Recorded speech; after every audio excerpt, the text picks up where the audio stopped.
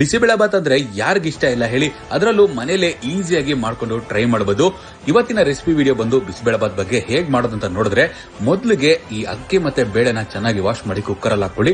ಆಮೇಲೆ ತರಕಾರಿನ ಚೆನ್ನಾಗಿ ವಾಶ್ ಮಾಡಿ ಹಾಕೊಂಡ್ಮೇಲೆ ನೀರ್ ಸ್ವಲ್ಪ ಹೆಚ್ಚಿಗೆ ಹಾಕೊಂಡು ರುಚಿಗೆ ತಕ್ಕಷ್ಟು ಉಪ್ಪನ್ನ ಆಡ್ ಮಾಡ್ಕೊಂಡ್ಮೇಲೆ ಒಂದು ವಿಸಿಲ್ ಕುಕ್ಕರ್ ಪ್ರೆಷರ್ಗೆ ಇಡಬೇಕಾಗತ್ತೆ. ಅದಾದ್ಮೇಲೆ ಈ ಕಡೆ ಒಗ್ಗರಣೆಗೆ ರೆಡಿ ಮಾಡ್ಕೊಬೇಕು.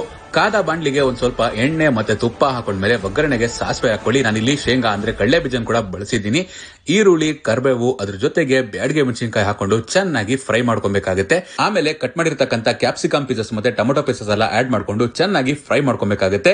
ನಾನಿಲ್ಲಿ ಕೊನಾರ್ಕ್ ಹೋಮ್ ಮೇಡ್ ಪ್ರಾಡಕ್ಟ್ಸ್ ಅವರ ಬಿಸಿಬೇಳೆಬಾತ್ ಪೌಡರ್ ನ ಯೂಸ್ ಮಾಡಿದ್ದೀನಿ. ನಾನೊಂದ್ ಸ್ವಲ್ಪ ಸ್ಪೈಸಿನೆಸ್ ಮತ್ತೆ ಮಸಾಲಾ ಭರಿತವಾಗಿರ್ಲಿ ಅಂತ ಒಂದ್ ಸ್ವಲ್ಪ ಹೆಚ್ಚಿಗೆ ಬಳಸಿದ್ದೀನಿ. ನೀವು ಕೂಡ ನೋಡ್ಕೊಂಡು ಆಡ್ ಮಾಡ್ಕೊಳ್ಳಿ. ಅದ್ರ ಜೊತೆಗೆ ನೆನೆಸಿರ್ತಕ್ಕಂಥ ಹುಣಸೆ ಹಣ್ಣು ಮತ್ತೆ ಬೆಲ್ಲದ ರಸನ ಆಡ್ ಮಾಡಿ ಕೊತ್ತಂಬರಿ ಹಾಕಿ ಚೆನ್ನಾಗಿ ಕಲ್ಸ್ಕೊಂಡ್ರೆ ಈ ಬಿಸಿಬೇಳೆಬಾತ್ ನ ಪೇಸ್ಟ್ ರೆಡಿ ಆಗುತ್ತೆ. ಮೊದಲೇ ಬೇಯಿಸ್ಕೊಂಡಿರ್ತಕ್ಕಂಥ ಅಕ್ಕಿ ಮತ್ತೆ ಬೇಳೆಗೆ ಈ ಪೇಸ್ಟ್ ನ ಹಾಕಿ ಚೆನ್ನಾಗಿ